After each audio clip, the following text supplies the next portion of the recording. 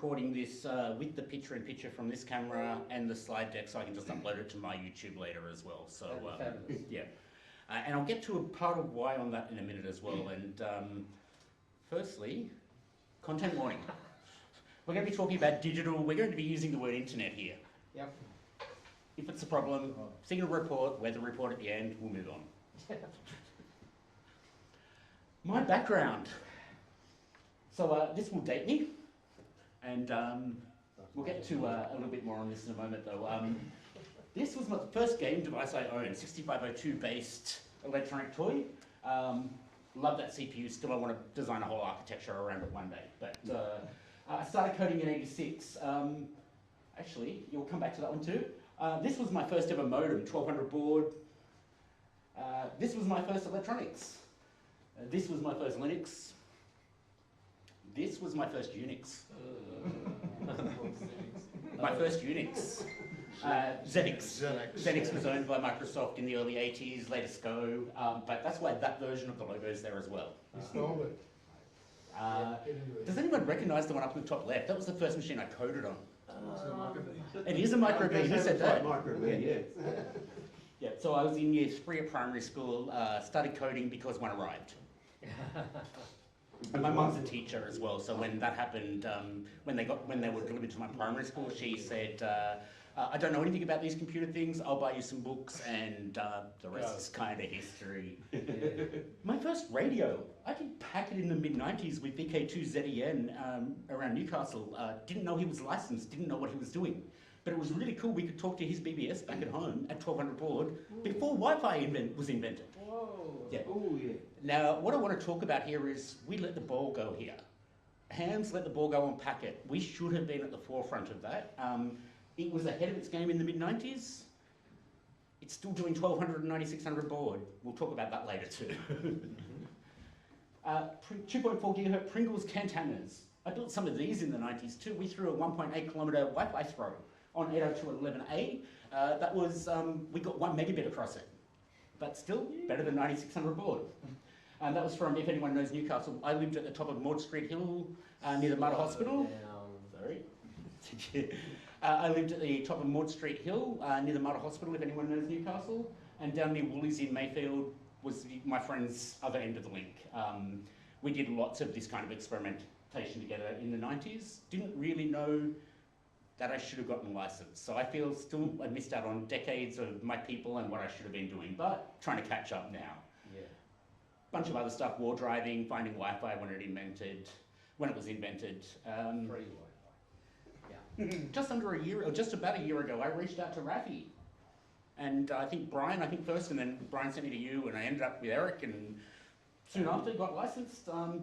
Hoping to sit advanced in October, studying still, done some work with some folks, and we'll get to how later in the US who are sitting their generals and advanced as well at the moment, just online, and been studying together. That's been lots of fun. Oh, that shouldn't have animated. I don't do animations in slide decks. Constraints. So this is my view of the sky at home. Ooh. Right, yeah. So you can kind of get why I don't do much HF. I don't get broadcast FM inside without an external antenna.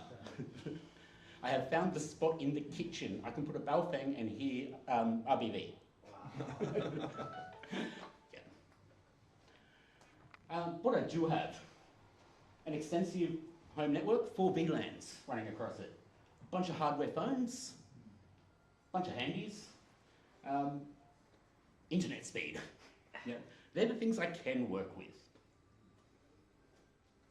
Doesn't mean I don't do radio, and well, Ray will recognise these photos. We put a squid pole up in Victoria Park a couple of weeks ago for CQ Pride contest. And Rafi, that suggestion of that little USDX, that's so much fun, that radio. Like everything you need in one little box, recharge, take it out, throw up a squid pole, you're on HF. So Queen Vic Park is the only place I can do HF from near home. Now, other projects I have going on at home. So Matt had asked me originally to speak about FreeDMR. I said I don't want to be the FreeDMR folk. So this talks about everything I've done, not just FreeDMR, there'll be a whole section of DMR coming up. But yeah, Stratum 1 time server coming straight off GPS and PPS backed, ADSB, DigiRepeater played with. My spot's not the best for it, again, we've seen. Back telephone and lots of interoperability, and I'll talk more about some of that interoperability soon. Sometimes radio looks different. So this is what a lot of my radio looks like. We've got a DMR dashboard, we have a web-based DMR client, we have All-Star dashboard, and we have an Echolink client there. That's what a lot of my radio looked like, especially before I found DMR. A lot of it was very much computer-based, until I found DMR and started using more DMR on a handy. Is that a software DMR or hardware? A lot of it was software DMR. Impressive. Now, some of the reasons... Too many wires here. Some of the reasons I encourage DMR, we're going to have some arguments over spectral efficiency here, but 2 channels for the price of 1 essentially. So that's why I'm going to include that one. Reasonable handsets. Let's not talk about how these ones particularly sound, right, Matt? It's still radio, right, at the end of the day, and a lot of the internet connected stuff, and this is a point I want to make, is internet kind of came around and changed a lot of things for a lot of people. It's still a reliable form of communication, and I think it's one that we are okay to include more in radio. Sorry, Jared, I'm getting some comments that we can't see what's below the laptop that's blocking your text. Do you want to just move the laptop just to, yeah, that's it. That way. Is that okay? Better? Let me have a look myself, you know. Just spin it around No, the other way. I can see it there on the middle screen. So is that better? A bit further over. Yeah, are we getting thumbs up? I'm getting There thumbs we up. go. It would be easier to move yourself. Is your camera still working? Yeah, and I've still got me in shot if I move there. Yeah. Okay. I've got a lot more of the TV in shot now, but that's okay. It'll just be an image No, in the it looks image. much It'll be better very now. inception. Yeah. So yeah, this is why I encourage DMR. Now, there's a lot of reasons not to as well. I wanted to avoid going too much into a battle of codecs and technologies tonight. I just want to talk about the radio I'm doing. So yeah, these are the reasons I like it. There's a lot of reasons not to, and we'll cover those in, got the wrong screen open now. This is one of the reasons. The customer said I sound like a robot. Well, you don't always sound like a robot. You do out of these guys. You definitely do out of these guys, largely because the codec's done in software, as Matt pointed out to me the other night, and why I sounded terrible compared to you two. But it also can sound pretty good. And it does matter. It does matter what device you're using. It matters if you're doing software. It matters what software you're using. It matters how that's set up. There's a lot to that side of it as well. Now, I wanted to specifically talk about codecs here. And one of the problems I have with DMR was that a decision was made by committee once upon a time, and they're always the worst kind of decisions, no offense to those folks who serve on committees, but decision by committee is never a good idea, and despite having an open specification for the entire protocol, they chose a codec that was patented to utilize. So the MB2 Plus codec is patented. We have 3 more years left on patent, Matt? Is that right? Yep, 3 more years left on patent, and then we can have some fun. I would love to see more M78 codec 2 on top of DMR Stack. I think that would be amazing, being an open codec, but you know, it's what's out there, it's what's supported by the ecosystem and the infrastructure and the hardware and the radios, so it's kind of what we're stuck with for now. I'm looking forward to it being patent-free because I think we can do a lot more interesting things with it in software once we do. I have a whole talk on the air interface, the repeater link interfaces, the entire stack on a really deep technical level that I am halfway through doing. I've only done half the research myself, but part of it was understanding all of this technology when I did it. So hopefully in 2 to 3 months, I can come back and give a full tech deep dive into like how DMR works completely. That's part of the plan anyway.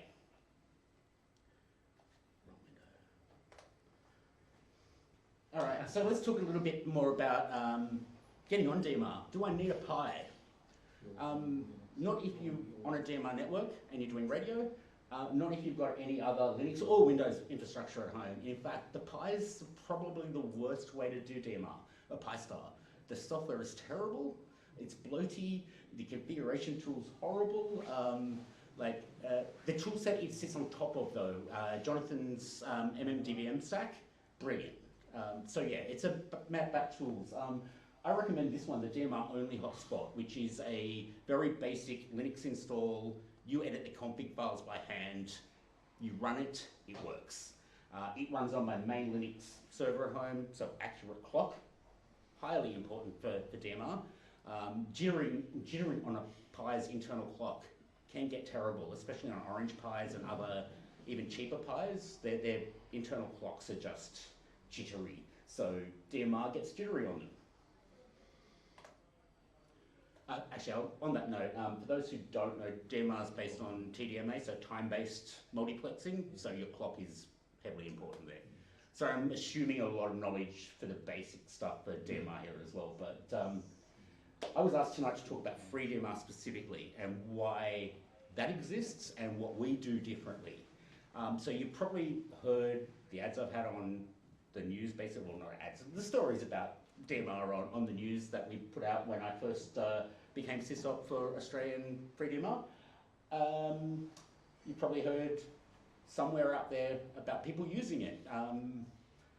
You might have been wondering what it is and how to get there. So we're an open, distributed, autonomous network. Every one of our country servers is completely independent. At the moment, I'm the only one who makes the decisions for Australia. If someone came up tomorrow and said, I want to run a server as well in FreeDMR, it would be them and I who make the decisions. It's as simple as that. Like it's, the network won't stop you running your own. That's fraught with issues too, but you know, as a general whole, we get along pretty well. It's a very 61 national servers now, and active, very active group. The sysops chat daily across the world. We're all in internet chat. We talk through problems. We do interesting things together. We develop our systems more. A large part of that has been teaching and learning.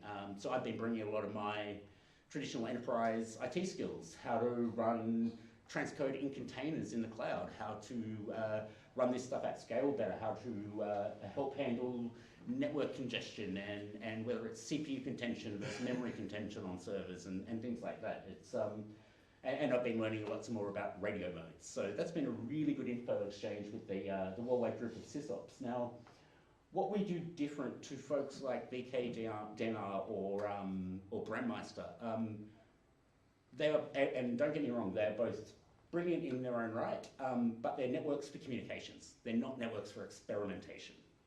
That's where we differ. This allows DMR experimentation. So I've been building SMS services, building code that actually decodes SMS messages out of DMR and does interesting things with them in the back end. So we're building some, along with the folks who do HP LinkNet, we're building some tighter integrations into FreeDMR with the new SMS services they're starting to build. Some more experimentation with DAPRS. DAPRS can get weird. But again, we're building some interesting things. The BBS services are one thing I find interesting. Why can it get weird? Why does the each radio manufacturer seems to slightly differ the way they do a DAPRS. So we can't decode packets from this radio right now. I'm working on that one. This one seems to think the first packet is the third and then counts backwards out of the 5 and gets negative numbered packets when it tries to reassemble them and just falls over in a heap.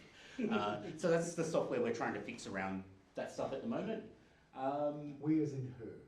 So we are as in the HP Link guys, so they're the guys writing HP Net, which is the next generation of the HP Link repeater DMR interface software. I guess Matt is the best way to describe that. And along with that, it's Simon, G7RZU is his call. He's the lead developer, or G7RZU, that's right, yeah. He's the lead developer of the FreeDMR fork of HP Link. So I'll talk more about what we do differently in our fork, I think I've got a slide coming up in a moment. Yeah. So first, what's on the network? Well, I said we like to experiment and we allow experimentation. So one thing we attracted very early onto the network was other digital video voice groups. So here you have Western New York Digital, you have Digital Voice New Zealand, and you have Ansel, who already did an Echolink network. Now, some of their existing network links and bridges were incompatible with what Brandmeister allows, and definitely incompatible with what VKDMR or anybody else would allow. So when they wanted a DMR service added to their infrastructure, they decided on FreeDMR because we allow those kind of bridges. May I ask exactly what are they restricted from doing compared to FreeDMR? Well, so on Brandmeister, if you have a link to FreeDMR, you're out. They will cut off your link and not tell you. Okay. That's just policy. On VKDMR, no links are allowed. You're not allowed any experimentation whatsoever. It will cut you off. After the patent expires, will that stop, do you think? No. And I think, and Matt can probably speak more to the philosophy of the VKDMR folk, but I get what they're doing. Like, I love a network. I can roam city to city, use the same talk groups on the same radio and have it work, and it's consistent across. And I know it's not, it's a working network. But one of the first things that happened when I got licensed was I started playing with DMR, and I got a warning from this one that I shouldn't be playing with VKDMR. Well, this one created a monster. So yeah, you can blame Matt for this, for letting me know that I was playing in the wrong places, which was great. I needed to know that, and I wouldn't have known it otherwise. I would have gone, oh, amateur radios for playing. You would have known what better cut you off. Yeah, I would have known. Yeah, would have known when my DMR stopped working. And what gives these groups, or what separates them? Are they experimenters that would like to go beyond the DMR? For all of these groups, absolutely. So this one's a weird one, the Zombie Alert Network. But they actually, as the name says, they run a full WiresX and repeater network across the US somewhere, and they have their nets, and I haven't listened much, but it's definitely on the network. They're very active. Digital Voice New Zealand, I have a lot to do with. So not long after I joined FreeDMR as a sysop, ZL2RO brought the Digital Voice New Zealand group in as well. We now share bridges. So all the talk groups for Australia are on XLX 299 for their reflector. They're also on M17. They're also on, we'll talk more. New Zealand have a very similar system to VKDMR in that their links repeaters are incredibly locked down, and if you touch them or fiddle with them, they have a sysoff that will just cut you off. Yeah. So these guys are sort of a FreeDMR, they're an alternative to that. Now, we always have something on. That's my calendar of news and nets on my talk groups. you do work for a living, I trust. Yeah, I listen a lot. I don't key up that much. So yeah, I will have a radio on listening to probably about this chunk of the day. Yeah. There's some great, actually right now, I think going on, this one here, the King Arthur Roundtable Net, which is actually on the VK3 linked repeater network. That's a really heavily technical, very interesting net every week. And we'll talk about some of the things they talked about last week later too. I keep on jumping ahead of myself. But yeah, we have a fairly, now this is Ansel combined with some of the stuff that I automated play out. So we do automated play out of every VK news service on a talk group dedicated for news and rag choose. So 5050 is VK news, nets and rag choose. And that is, these purple ones are basically VK news replays. And we do VK2 on Tuesdays because the MP3 is never up for me any earlier. Anyone? Don't look at me, don't do Eric. I'll tell Matt. Matt's the... Not me, the other Matt. Yeah, the other Matt. Matt with 1 T, not Matt with 2 T. That's right. Yeah. So we did end up taking, we ditched VK2 for that reason. We take the Ansel live on Sunday nights now. So we get Dural live on talk group 50556 on a Sunday night with callbacks taken by VK3HJQ. I assume they get into Dural eventually. If my name's on the list for the last month or two, then they've definitely gotten in. So So some of the things that differ on other DMR networks as well from a user point of view, every hotspot's a master. There's no dictation about what talk group goes to which time slot or whatever. You specify what talk groups you want where always. TGIF have a single talk group per time slot policy. You can have 10. Like, if that's what you want to push down your radio, you won't get content if something's already on that time slot. But you can monitor a heap of stuff that way. Dialer talk groups, super handy, no changes to code plug, just make a private call, dial a number, and that talk group's connected to talk group 9 on your master. So nobody else sees it, unlike talk group 9 on, say, VK Multi or something. That's your talk group 9, so you get that link on your talk group, which is the same way our parrot works. Dialer node's kind of handy. We can key up on a private call, dial a ASL node number, an all-star node number, say VK2 ROT 5462, I can't remember. Yeah. You could dial that and that would connect up to talk group 50599 for you. Likewise, all of my talk groups for VK and some of the special interest ones have all-star nodes attached as well. So you could key up on ROT and dial that node number and be on DMR. This is part of the interoperability. VK FM Repeater Hub is a new thing I'm playing with, which is a dedicated talk group for anyone who wants to ad hoc link all-star linked repeaters into it. So if they want a DMR talk group for their net or something, they can just join it. There's no rules on joining it. If it gets busy, I'll start putting a schedule up. Yeah. But yeah, and as I say... Can I ask a question? Yeah, sure. So we're talking about talking to your own hotspot. We'll get to that. Okay. Is it the next slide even? Oh, wow. No, it's not quite. I've talked about the stack actually. So it runs the FreeDMR server project on all our master servers. It is a fork of HB linked to homebrew repair protocols DMR master server. It is a fork for a few reasons. We've enhanced the open bridge. So one of the architectures of FreeDMR is no one dictates who I connect to as Australia. I chose Hamburg, Switzerland, and New Zealand. Well, they were the sysops that came up first when I went, I need bridges. Hamburg came up first. New Zealand came up after me, so I offered him a bridge saying, hey, we should be doing stuff together. And because of that, we're a mesh network with no top-down topology. We get traffic collisions, we get, so we've enhanced our bridge protocol between masters to detect collisions, to better handle duplicate call IDs, all kinds of things.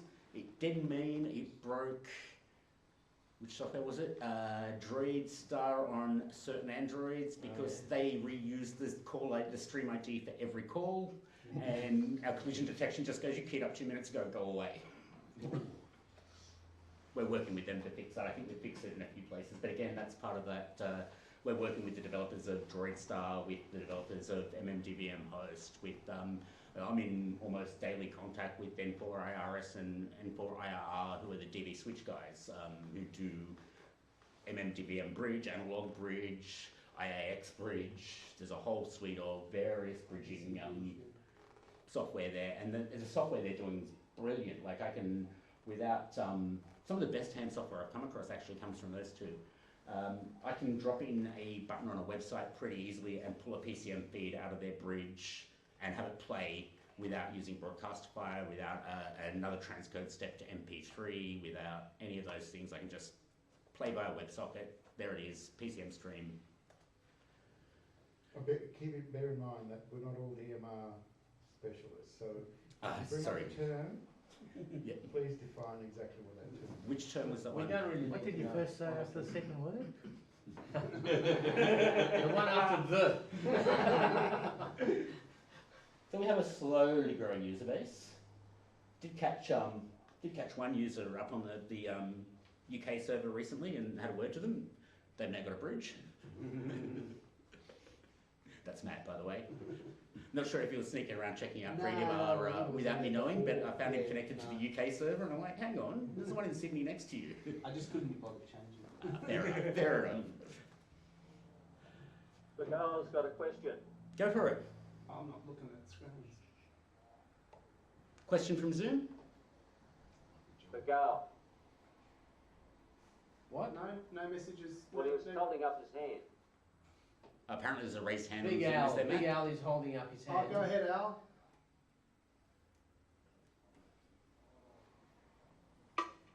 No hands up. I don't think he meant to do that. Continue. I've already talked a little bit about building bridges. None of them are as spectacular as my QSL card bridge, but we try anyway. Beautiful. I might have some paper copies of that here. So That yeah. cruise ship, is that COVID free? It's a ship, Rafi. They're very serious. It's not the review print. So I took that photo walking to work one day in 2017. So it was a Oh, while yeah, before COVID. COVID Yeah, free. yeah. I was there from Circular Key. So what, wait a minute, go back to DV, what was that about? So DVSwitch with emulate transcode scale. Yes. So for all the list of bridges, there is. I was going to put them in a slide, but it was like Yeah. D-Star XLX. D-Star M17 YSF. All-Star Echo Link here. Like it was just getting a messy. For the people who slide. don't understand what you're saying, what he means is you can transmit in one mode and get received in various other modes. It's transcoding. Yes, so yeah, and that's analog to digital and digital to digital and analog to analog and even analog to VoIP. I did mention in one of my early slides those hardware phones. I monitor ROT from one of those phones regularly. All right, that's the kind of radio I do. I dial the All-Star node number, from my phone for ROT, and then I hit star 99 to PTT. Mobile phones are radio. It is, exactly right. And most of the internet is too these days. Yeah. And part of where the future of radio is going, well, we're about to live on the moon for permanent occupation, right? Maybe you. At the end of this decade, we start permanent occupation. dead. So, yeah. Under it, not on it. Too much radiation. Well, yes, okay. Just send Musky Boy there. Go Ray. Just GPU? get there away from us. Do you have a question? Yes, I've actually seen on Discord it's mentioning, and I've just spotted emulated transcode here, and I've seen like running like an Android emulator, is it? No, not quite. Or similar, and I've been wondering So that's an why ARM. the hell you're emulating it. Is That- that because of the patenting? Yeah. Yes. Cool. So that's an ARM processor. Yeah. And they put, as Matt was telling me the other night, they put the DVI chip in here to do the transcode, but they didn't buy a license for it, so they did it in software. We actually, as a community, lifted the firmware off these radios and we emulate these radios in the cloud to do that transcode. And you haven't been sued yet? Nah, Yeah. they don't care. You can edit The that out. patents are about to go, and yeah. Just through QEMU, right? They don't like people using their logo, right? And they don't like, there's a few things they don't like, but if they don't know that it, yeah. If you do get a box and put, 25 ambi chip sticks in it, it sounds a lot better. Oh, yeah. To be fair. Yeah. Because the emulation that they're copying is just bad. Yes. Yeah. But- It's what gives DMR that robotic Yeah. annoyance that When most the people patent hate. expires, Yeah. someone will just copy that. Someone will rewrite that code from scratch in There's, assembler or something, Yeah, and yeah, it will be it'll perfect. fly, yeah. there's existing efforts out there I've seen little snippets of that can't release it yet. Yeah. Is it the I guess the modulation or demodulation side that causes the robotic noise, or is it both? It's both. It's a tokenization of the voice, surely. Yeah. I'll finish and I'll give you a That's rundown it. of how the Well, code we've got half an works. hour, It's so interesting. that's it. What hardware were you on the other night on 777 when we were chatting, Matt? Anytime. Yeah. 878. So Matt sounded like he was in the room and the audio was just immaculate. It did not have any of that edge robotic. It might for someone who wants high fidelity CD quality or something, but Yeah. it sounded, dare I say, as good as FM. It's not as good as P25. It's not There we go. bad. Yeah. Yeah. So I did mention before we have the replay of nets and news and various things. Look, Mark, there's RF too. Oh, shock. So we've got 3 repeaters on FreeDMR Australia at the moment. Oh. This is kind of exciting now. This has only just been starting to that happen. was my comment, yes. Big shout out to Bayside District Amateur Radio Society. They put an experimental club repeater on the network. I think they're bringing in Brandmeister on one time slot and us on the other. Yeah. Now, they were originally just a Brandmeister repeater, I think. They found Is that what somewhere else. There are alternatives. Yep. And hi, because they probably watch this too. So VK4MCU and folks, big shout out to you.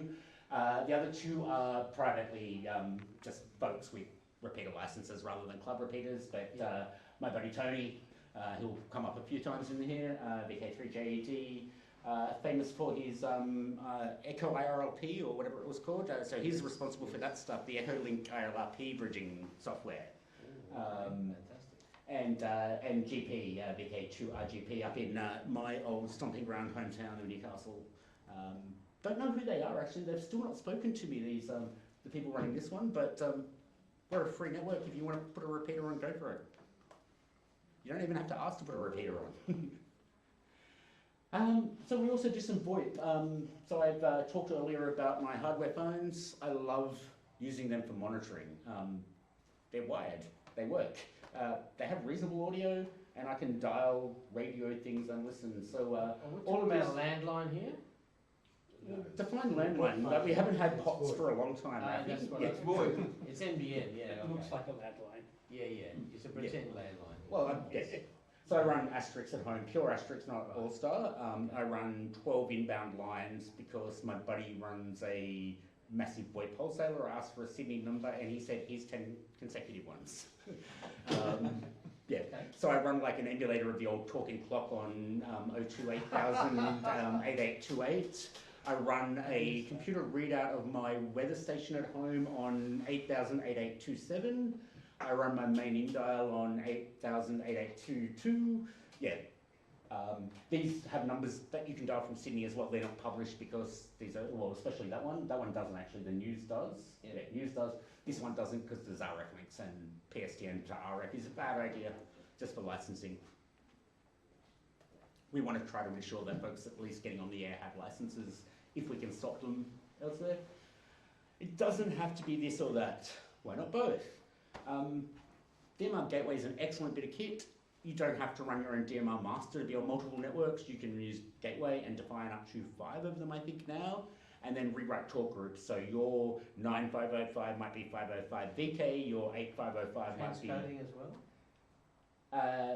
On the Gateway, no, PyStar does not do transcode. Right. PyStar, you put a DMR radio on, or a YSF radio, or a M17, any of the things PyStar. Now I don't do those modes, so I can't speak for those modes, but yeah. It will translate talk group numbers, that's it. Yeah.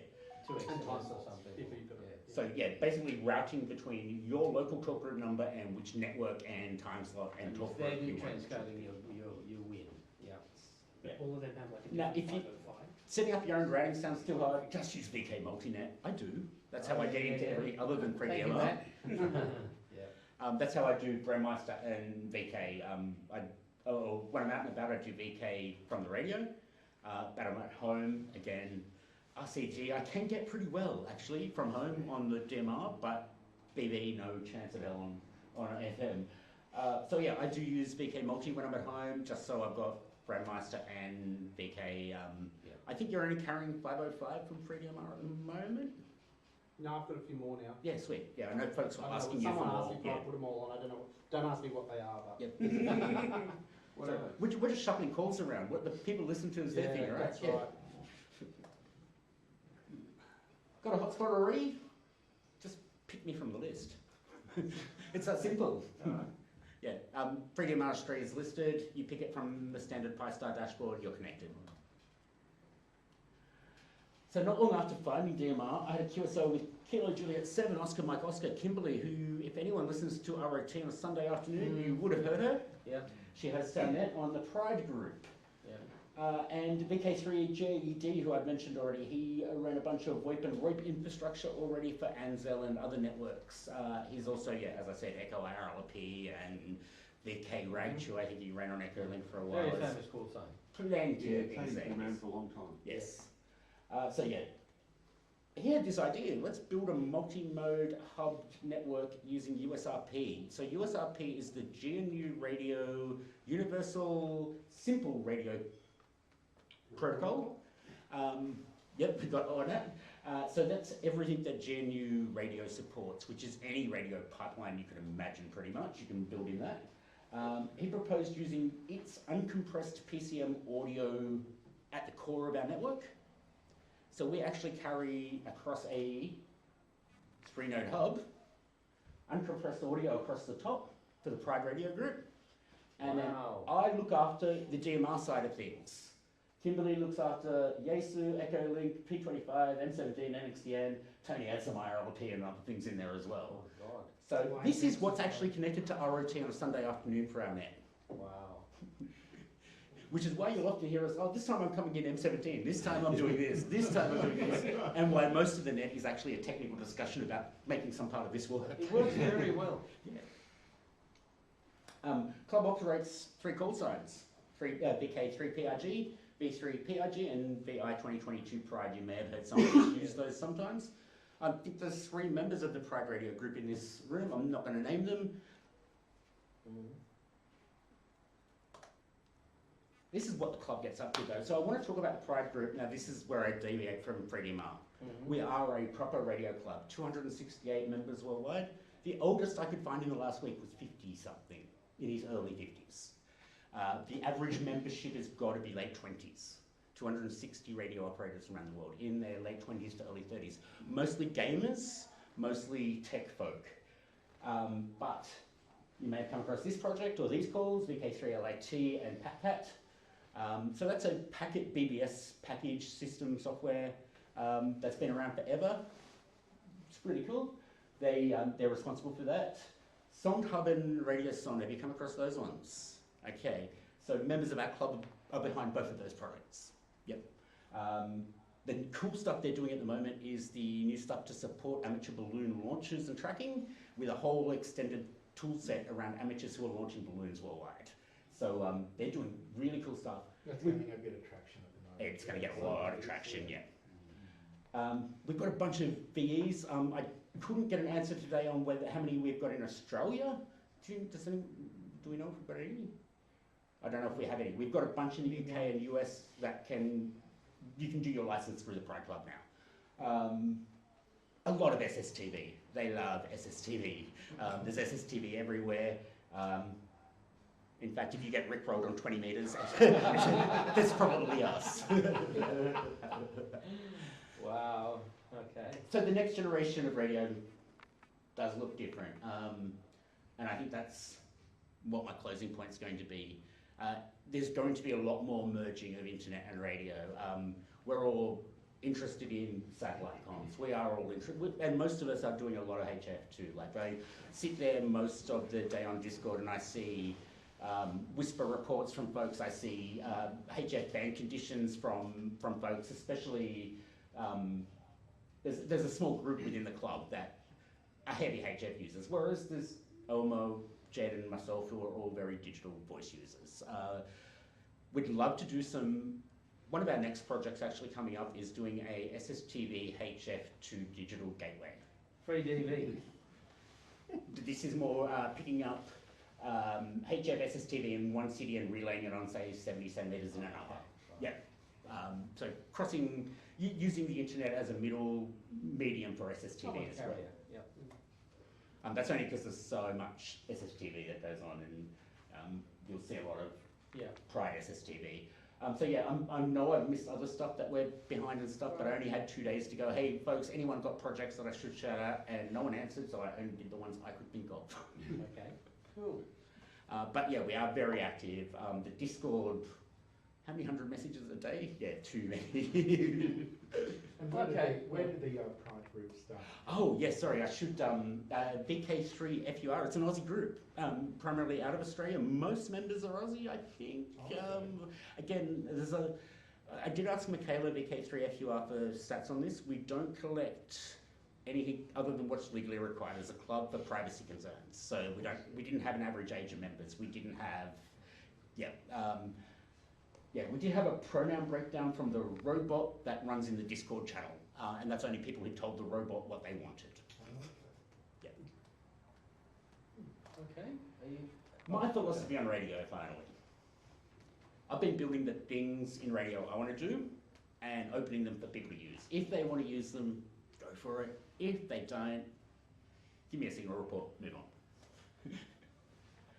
Projects and people I'm tracking. Well, I mentioned M17 a lot. I'm really excited to see what happens here, but until we see repeaters, hardware, radios with M17 built in, it's not going to gain traction. I have another Redibus on the way that I intend to put firmware on for M17 just so I've got hardware, but you know, it needs some more. SatNogs, really interesting project. In what sense do you monitor SatNogs? No, so I'm tracking it. If I had the Skyview, I would have built a rotator.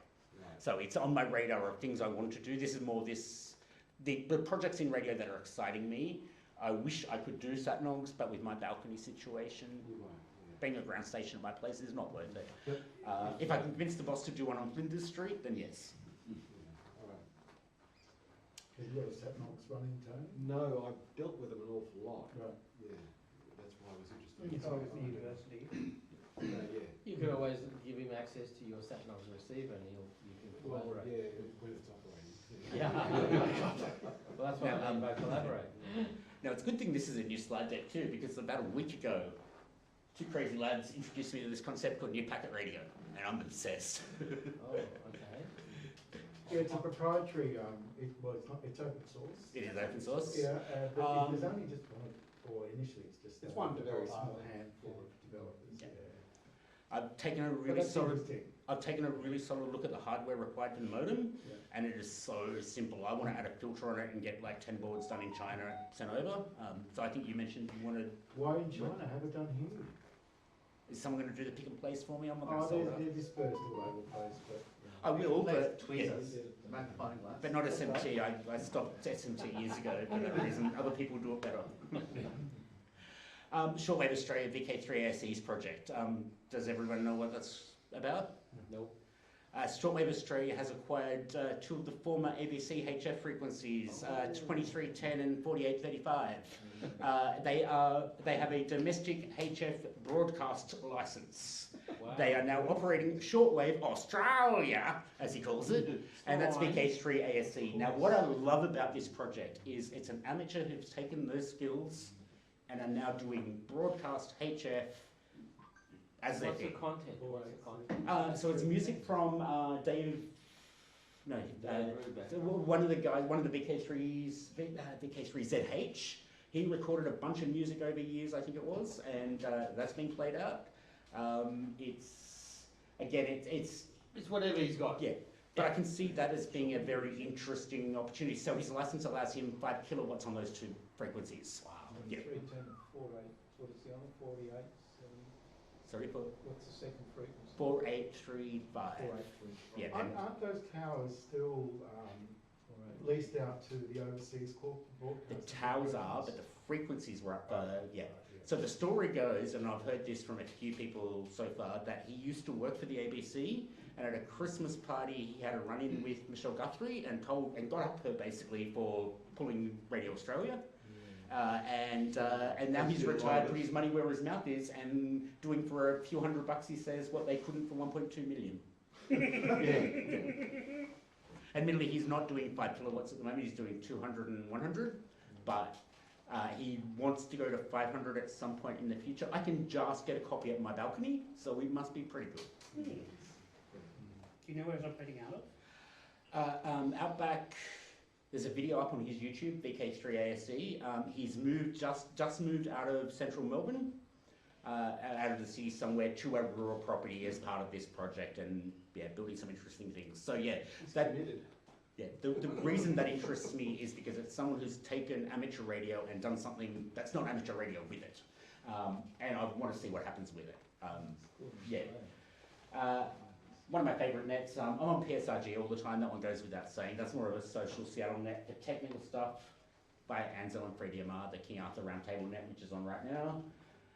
And 2 YouTube links that I have to Hayden, who helped me decide my call sign, VK7HH. I shouted out and gave him 2 options on YouTube before I got mine. He said way was better than Y. Fair enough. And VK3AML, do we all know VK3AML? The Oz Radio historian, Chris. Chris runs a Saturday night transmission. It is a test transmission on VHF and YouTube simultaneously. He presents video content, either he's recorded himself, with narration over the top live on the radio, or little clips he's gotten from places. He asked if he could have this one for one of his future presentations, in fact. We'll see how that goes. So he's done a lot of interesting projects. The one I'm watching right now is he's about to go for the Light DX record again. He held it years ago. He's lost it to a group in the US. He wants it back.